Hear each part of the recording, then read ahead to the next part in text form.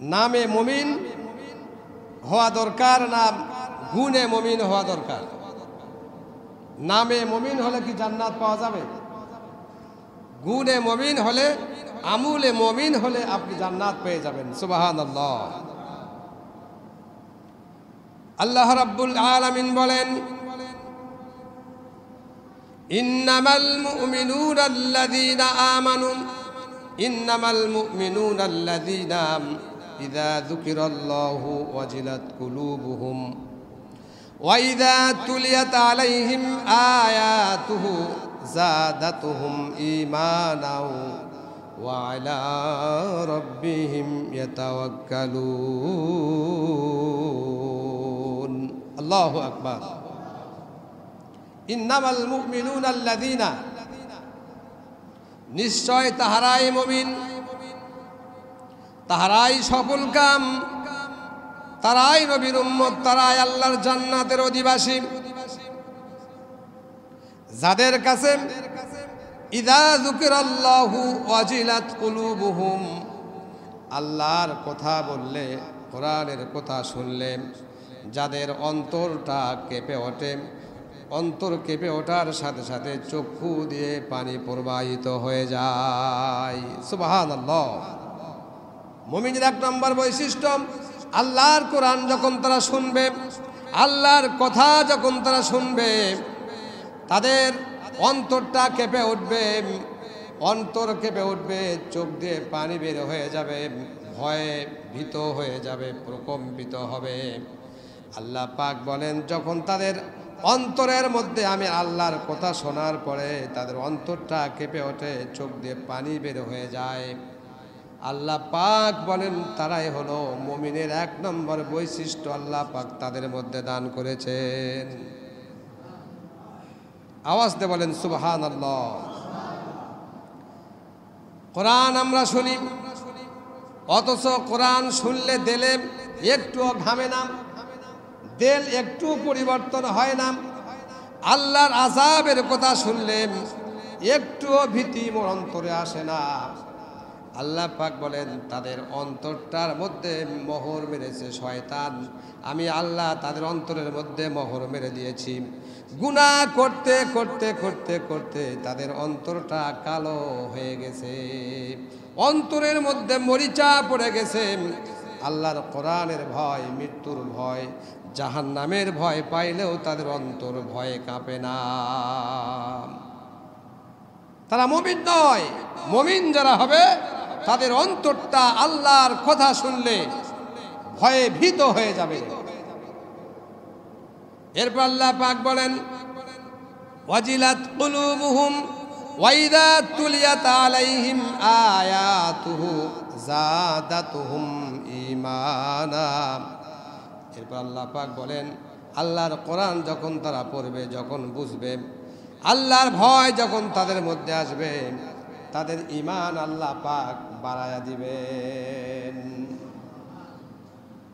তাহলে ঈমান বৃদ্ধি হবে কখন? যখন মুমিনের অন্তরের মধ্যে কার ভয় থাকবে? মনোযোগ দান, কার ভয়? আল্লাহর ভয় যখন মুমিনের অন্তরের ভিতরে থাকবে, আর যারা তখন কোরআন পড়বে, আল্লাহর জান্নাতের কথা বলা হবে, জাহান্নামের ভয় দেখানো হবে। আল্লাহ পাক বলেন, এটা যখন কোনো মুমিন শুনবে, তার ইমানি শক্তি আল্লাহ পাক যাদাতুহুম ঈমানান, আল্লাহ পাক তার ইমানি শক্তিটা বাড়ায় দিবেন। তাহলে ঈমান বাড়াতে হলে মুমিন হওয়া আপনাকে শর্ত। ঈমান বাড়াতে হলে আপনাকে ঈমানদার হতে হবে, মুত্তাকিন হতে হবে, সলিহিন হতে হবে, ভালো কাজ যারা করে তাদের অন্তর্ভুক্ত হতে হবে, নবীর একনিষ্ঠ খালেস উম্মত হতে হবে, কোরআন মানতে হবে, আল্লাহর ভয় অন্তরে থাকতে হবে। আল্লাহ পাক বলেন, এটা যারা করে তারাই কেবলমাত্র মুমিন, তারাই হলো মুত্তাকিন, তারাই হলো সলিহিন, আর তারাই হলো জান্নাতের মেহমান।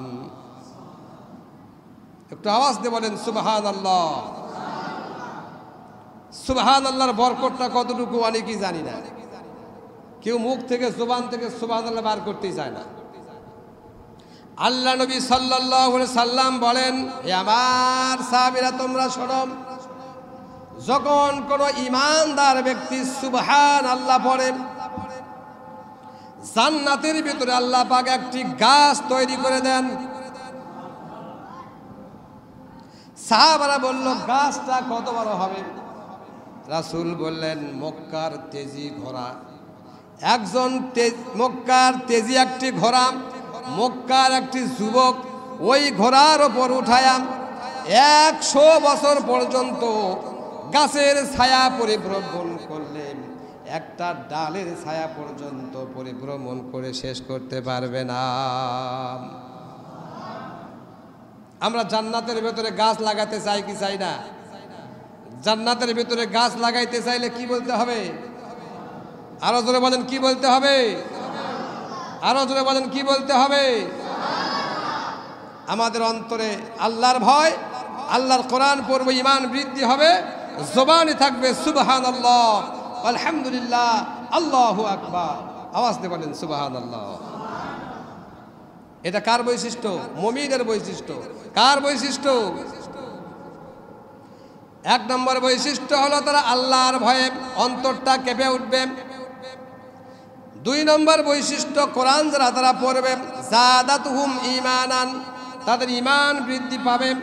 নাম্বার 3, ওয়া আলা রাব্বিহিম ইয়াতাওয়াক্কালুন। আল্লাহু আকবার। মুমিনেরা কেবল মাত্র শুধুমাত্র আল্লাহর প্রতি ভরসা করবে। ভরসা করবে কার উপর? কে বলছেন? আল্লাহ। ওয়া আলা রাব্বিহিম ইয়াতাওয়াক্কালুন। মুমিনেরা কেবল মাত্র ভরসা করে কার উপর? পৃথিবীর কোন শক্তির কাছে মুমিনেরা কখনো মাথা নত করে না। মাথা নত করে পৃথিবীর শক্তির কাছে তারাই যারা হলো জালেম, যারা হলো মুনাফিক মার্কা মুসলমান। প্রকৃত মুমিন যারা, তারা কেবলমাত্র শুধুমাত্র ভরসা করে কার উপর? আল্লাহ ছাড়া কারো উপর মুমিনেরা ভরসা করে না। একটা লোকের গরু হারায় গেছে, আসে গারুস্তকে বলতেছে, ভাই আপনার গরু হারায় গেছে। ইমামে আজম রহমতুল্লাহ আলাইহি এর কাছে একটা তরমুজের জমিওয়ালা কমপ্লেইন করলো যে আপনার জমি থেকে তরমুজ হারায় গেছে, চুরি করে নিয়ে গেছে। লোকটি বলল আলহামদুলিল্লাহ, সকলে বললেন আলহামদুলিল্লাহ। কিছুক্ষণ পরে এসে বলতেছে আপনার তরমুজ বের হয়ে গেছে, বলতেছে আলহামদুলিল্লাহ। যে লোকটা খবর দিল ও বলতেছে হারায় গেলেও আলহামদুলিল্লাহ, বের হলেও আলহামদুলিল্লাহ। কারণ কি? আমাদের যদি কারো গরু হারায় যায়, আলহামদুলিল্লাহ পড়ার সময় আছে? যারা মাথা ঝোঁকাচ্ছেন, কি সময় আছে? হঠাৎ করে যদি দেখেন গরু বের হয়ে গেছে, পাতারের ভেতর গরু দৌড়দৌড়ি করতেছে, রাতের বেলায় চোর ছেড়ে দিয়ে চলে গেছে, মনের সুখে একবার বলবে আলহামদুলিল্লাহ, আল্লাহ গরুটা বের হয়েছে। কিন্তু গরু হারানোর সময় আলহামদুলিল্লাহ পড়লেন না। এখানে বিশদ তাফসীর কারক বলেছেন, ওয়া আলা রাব্বিহিম ইয়াতাওয়াক্কালুন। আপনার যখন গরু হারায় গেল, আপনি যখন অসুস্থ হলেন, তখনও আপনাকে পড়তে হবে আলহামদুলিল্লাহি রাব্বিল আলামিন। মুমিন সুখে থাকো, দুঃখে থাকো, সুস্থ থাকো, অসুস্থ থাকো, যে অবস্থায় থাকো না কেন, সকল অবস্থায় হবে আলহামদুলিল্লাহি রাব্বিল আলামিন। আল্লাহর প্রতি সর্বক্ষণ তাওয়াক্কাল থাকবে। আওয়াজ দিয়ে বলেন সুবহানাল্লাহ। তাহলে মুমিনের তাওয়াক্কাল কার উপর? জান্নাত কার, জাহান্নাম কার? এক ব্যক্তি কিয়ামতের ময়দানে, হাসরের মাঠে জাহান্নামী ঘোষণা করা হলো। লোকটা দৌড়ায় জাহান্নামের দিকে চলে গেল। জাহান্নামের হুকুম দেওয়ার সাথে সাথে লোকটা জাহান্নামের দিকে দৌড়াইতে শুরু করলো। আল্লাহ রাব্বুল ইজ্জাতুল জালাল বলেন, ফেরেশতারা ওই লোকটাকে ধরে নিয়ে এসো। বান্দাকে ধরে নিয়ে এসে আল্লাহর কাছে উপস্থিত করা হলো। আল্লাহ রাব্বুল ইজ্জাতুল জালাল বলেন, বান্দা তোমাকে কোথায় যাওয়ার পারমিশন দিলাম? জাহান্নামে। জাহান্নামে কি আছে তুমি জানো? হ্যাঁ জানি। আগ্নি দিয়া পরিপূর্ণ, সাপ বিচ্ছুর ঘর, অনেক কষ্টের ঘর জাহান্নাম। তাহলে তুমি জেনে শুনে ওই জাহান্নামের দিকে দৌড়ায় গেলে কারণটা কি? গোলাম এবার বলে, বান্দা বলে, রব্বুল আলামিন পৃথিবীর বুকে শুনেছিলাম আসরের ময়দানে তোমাকে সরাসরি দেখা যাবে। আজকে আমি তোমাকে দেখার পরে আমার মনে এতটুকু বিশ্বাস এসেছে, আমি এই কিয়ামতের মাঠে আসরের ময়দানে তুমি আল্লাহ হুকুম করার সাথে সাথে সেই কাজটাই সর্বপ্রথম বিশ্বাসের সাথে আমি পালন করব। তোমাকে দেখে ভয় করে বিশ্বাসের সাথে তোমার এই হুকুমটা, এই অর্ডারটা আমি বান্দা হয়ে আল্লাহর হুকুমটা পালন করব। আওয়াজ দিয়ে বলেন সুবহানাল্লাহ। আমি দুনিয়ার বুকে শুনেছি তুমি নাকি গফুর, তুমি নাকি গফফার, তুমি নাকি রহমান, তুমি নাকি রহিম। পড়িনি কোনোদিন, শুনেছি তোমার দয়া এত বেশি, তোমার এত দয়া, এত ক্ষমাকারী তুমি। আমার গুনাহ যত বড় হোক না কেন, তোমার ক্ষমাটা তার চাইতে লক্ষ লক্ষ কোটি কোটি গুণ বেশি। এজন্য রব্বুল ইজ্জাত ওয়াল জালাল আপনি হুকুম করার সাথে সাথে আমি জাহান্নামের দিকে ঝাঁপিয়ে পড়ব। কেউ আমাকে বাঁচাইতে পারবে না। যিনি বাঁচাইতে পারেন তিনি হলেন আমার আল্লাহ, যিনি নাকি রহমান, যিনি নাকি গফুরুল গফফার। আমি আগুনে ঝাঁপিয়ে পড়ব, আল্লাহ ছাড়া কেউ বাঁচাতে পারবে না। তাই আমি তোমার হুকুমটা পালন করার জন্য জাহান্নামের দিকে দৌড়ায় যাইতেছি। সুবহানাল্লাহ।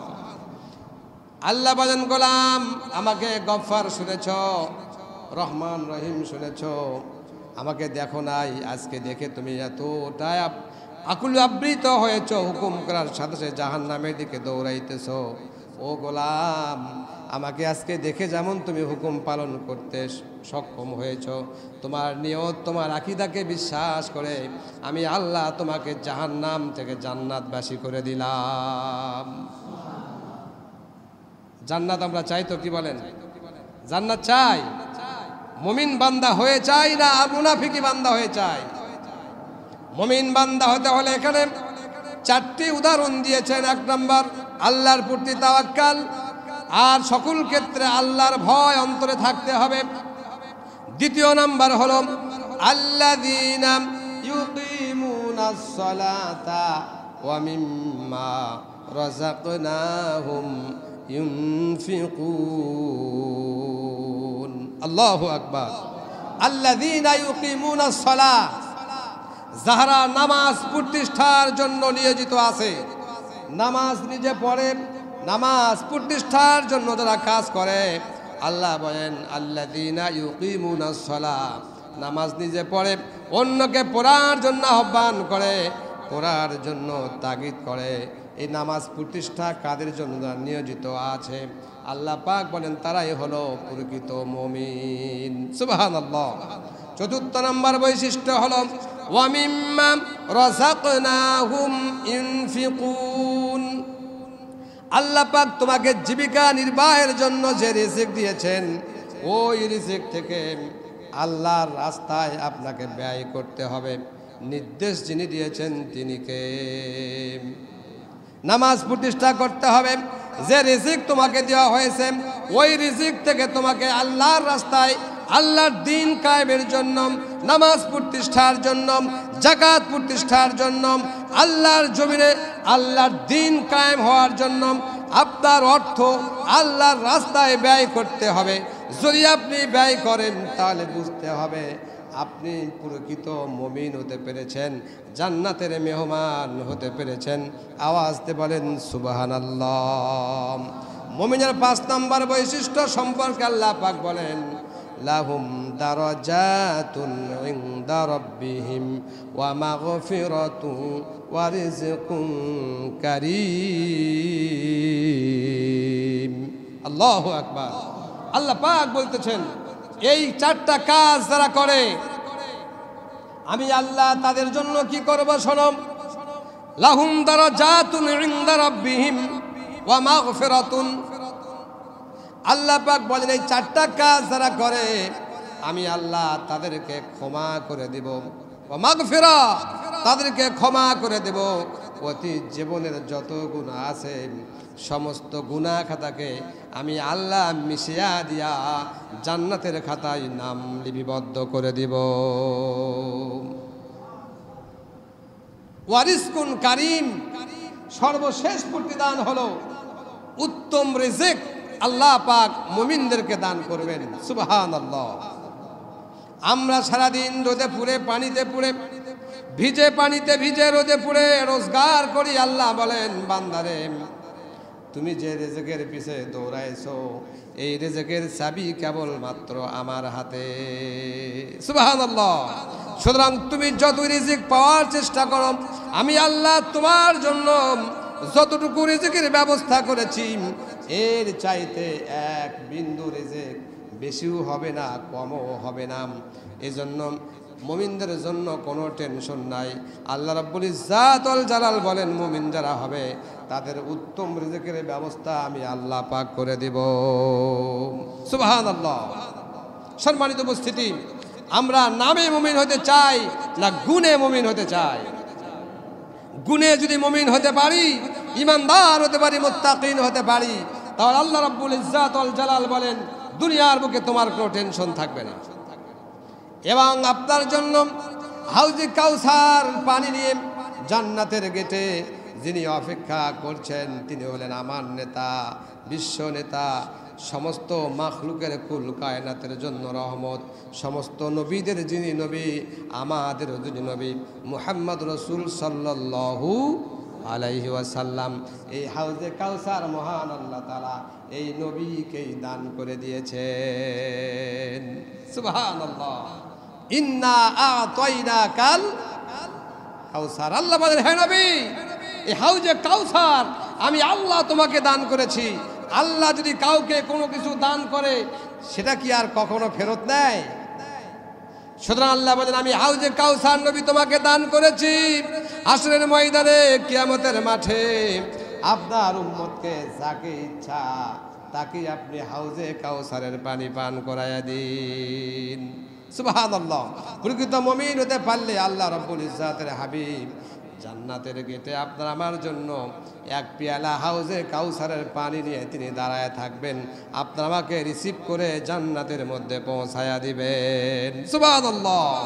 এই নবীকে যারা এই জিলহজ মাসে হজ করে বিশ্ব নবীর রওজা জিয়ারত করে চোখের পানি ফেলে নবীর কাছে দরখাস্ত করলো, নবী হে, ও আমার নবী, ও আমার নেতা, আপনাকে সালাম জানালাম। আল্লাহ পাকের হুকুম ছিল, অর্থ ছিল হজ করে আসলাম, তোমাকে সালাম জানালাম নবী গো। কিয়ামতের মহা মুসিবতে আপনি আমাকে সুপারিশ করে জান্নাতে নিয়ে যায়েন, আপনার উম্মতের অন্তর্ভুক্ত করে নিয়েন। ও নবী, আপনার হাতে যেন হাউজে কাউসারের পানি খেতে পারি এই তৌফিক যেন আল্লাহ পাক আমাদেরকে দান করে দেন। সুবহানাল্লাহ। এই নবীকে জিয়ারত করে এলেন তার রওজা মোবারক। আমরা ঘরের ভিতর থেকে সেই নবীর দিদার লাভ করার মতো, সেই নবীর সাথে সাক্ষাৎ করার মতো কিছু আমল আমাদের জানা দরকার আছে না নাই? যারা চুপ করে আছেন তাদের দরকার নাই, কি করেন? সেই নবীকে যদি কেউ স্বপ্নেও দেখে, ওই নবীর চেহারা যদি কেউ দেখে, সরাসরি সে নবীকে দেখলো, আর নবীকে যে দেখলো, যে ইমানদার বান্দা দেখলো, যে মুমিন দেখলো, আল্লাহ পাক বলেন তার জন্য ওই জাহান্নামের দরজা হারাম হয়ে যাবে। সর্বশেষ কথা, মুমিন যারা হবে শুক্রবারের দিনে অথবা রাতে, আমার মা বোনেরা সহ সমস্ত মুসলিম ভাইরা ভালো করে শুনুন, শুক্রবারের দিনে অথবা রাতে 2 রাকাত সালাতুল হাজত নামাজ পড়বেন। কি নামাজ? সালাতুল, সবাই পড়েন, সালাতুল হাজত নামাজ সমাপ্ত করে 11 বার পড়বেন আয়াতুল কুরসি, 11 বার পড়বেন সূরাতুল ইখলাস, দরুদ শরীফ পড়বেন 100 বার দরুদে ইব্রাহিম। নামাজের নাম সালাতুল হাজত, শুক্রবার দিন অথবা রাতে। নামাজ সালাম ফেরার পরে 11 বার সূরা ইখলাস, 11 বার আয়াতুল কুরসি, 100 বার দরুদ শরীফ পাঠ করে আল্লাহর ওয়াস্তে ঘুমিয়ে যাবেন।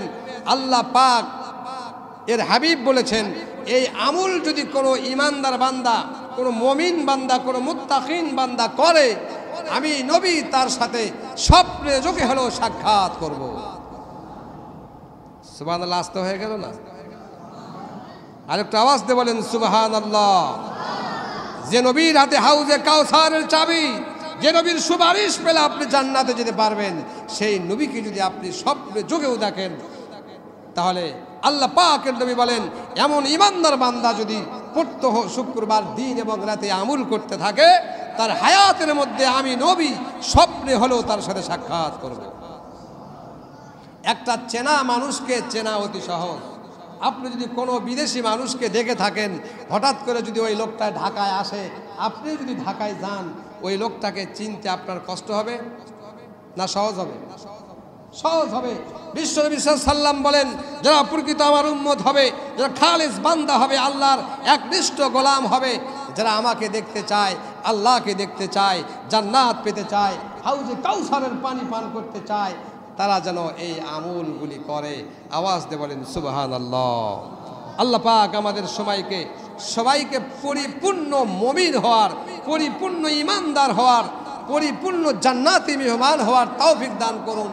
সকলেই বলি আল্লাহুম্মা আমিন।